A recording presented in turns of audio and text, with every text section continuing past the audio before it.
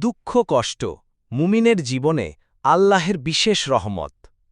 তোমার জীবনে যেসব দুঃখ কষ্ট আসে তা আসলে শাস্তি নয়, বরং এক গভীর রহমত। আল্লাহ যাকে ভালোবাসেন তাকেই কষ্ট দিয়ে পরীক্ষা করেন, কারণ তিনি তোমার অন্তর শুদ্ধ করতে চান, তোমাকে জান্নাতের উপযুক্ত করে গড়ে তুলতে চান। প্রতিটি অশ্রু, প্রতিটি হতাশার মুহূর্ত তোমার জন্য সাওয়াবে রূপ নিচ্ছে। তুমি যখন নীরবে কাঁদো তখনও আল্লাহ শুনছেন। আল্লাহ বলেন, নিশ্চয়ই কষ্টের সাথেই রয়েছে স্বস্তি। তাই ভেঙে পড়ো না, এই দুঃখই তোমাকে আল্লাহ আরও কাছে টেনে নিচ্ছে। তোমার সব কষ্ট একদিন শান্তিতে রূপ নেবে ইনশাআল্লাহ। সাবার করো, আল্লাহর ওপর ভরসা রাখো, কারণ মুমিনের জীবন কখনোই বৃথা যায় না।